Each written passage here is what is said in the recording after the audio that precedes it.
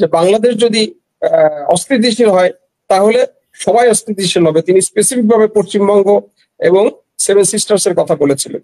তো এই সমস্ত বার্তার পরে আজকে যে এই ঘটনাগুলো ঘটতে যাচ্ছে, আপনি দেখেন, আমি মনে করি সামনের দিনগুলোতে সীমান্তের পরিস্থিতি আরো খারাপ হবে। ভারত চায় যে শেখ হাসিনার আমলে যে সমস্ত ফেসিলিটি তারা পেয়েছে সেই ফেসিলিটি গুলো যেন এই সরকার অটুট রাখে।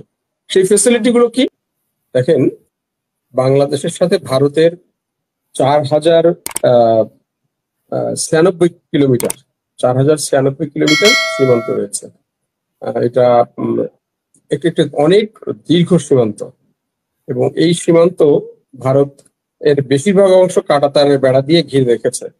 যেটা প্রথম বক্তা শ্রদ্ধেয় নাজমুল হাসান কলিমুল্লাহ বলছিলেন যে এই কাঁটাতারের বেড়ার ধারণাটা ইসরায়েল থেকে নিয়ে এসছে।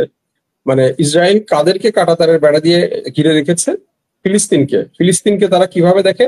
হামাস কিভাবে যেভাবে দেখে সেইভাবে বাংলাদেশকে দেখে।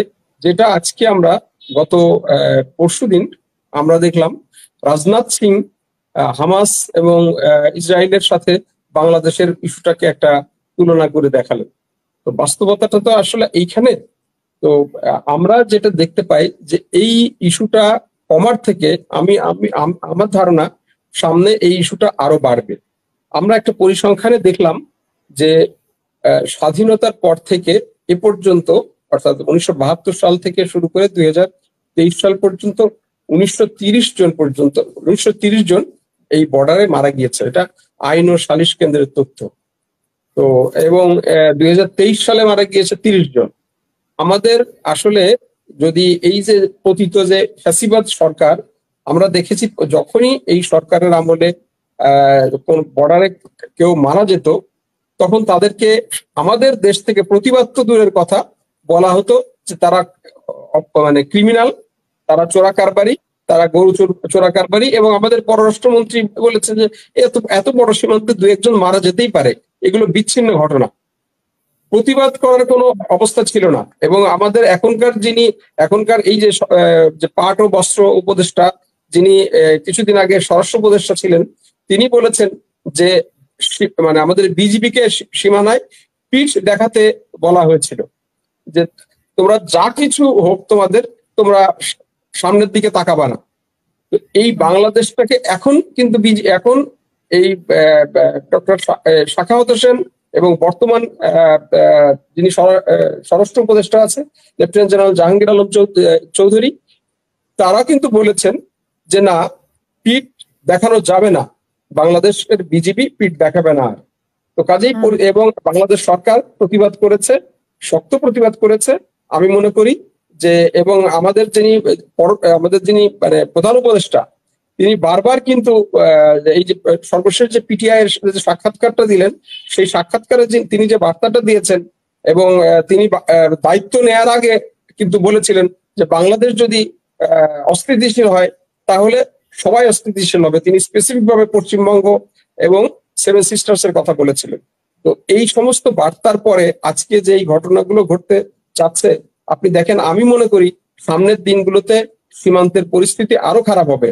কেননা রাজনাথ সিং যে বললেন যে তাদের ইন্ডিয়ান আর্মিকে সতর্ক থাকতে, এবং আপনি খেয়াল করে দেখেন মণিপুরে আমরা এই মুহূর্তে দেখতে পাচ্ছি যে হঠাৎ করে মণিপুর প্রচন্ড রকম উত্তপ্ত হয়ে গেছে, এবং মণিপুরের এই বিদ্রোহীরা তারা কিন্তু ড্রোন ব্যবহার করছে, মানে খুব অল্প দামের সস্তা দামের ড্রোন গুলো ব্যবহার করে তারা কিন্তু বেশ বড় ধরনের যুদ্ধে শুরু করেছে। যেই ড্রোন গুলো আমরা কিছুদিন আগে মিয়ানমারে ব্যবহার করতে দেখতাম সেখানকার আরাকান আর্মি সহ বিদ্রোহীরা, তো সেটা কিন্তু ওখানে চলে এসছে।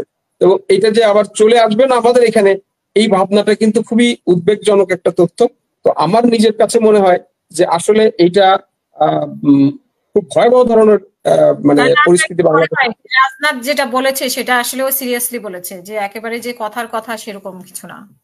না, অবশ্যই এটা সিরিয়াসলি বলেছে। আমি মনে করি যে রাজনাথ সিং তার এই বক্তব্যের মধ্য দিয়ে তিনি একটি বার্তা বাংলাদেশকে দিতে চেয়েছেন। বাংলাদেশের ডিপ স্টেটকে, বাংলাদেশে যারা পলিসি নির্ধারণ করে তাদেরকে তিনি একটি সুনির্দিষ্ট বার্তা দিয়েছেন।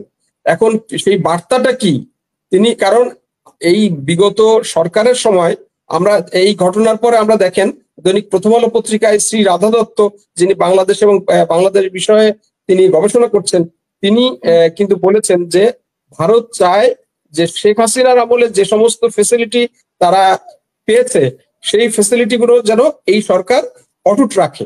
সেই ফেসিলিটি গুলো কি?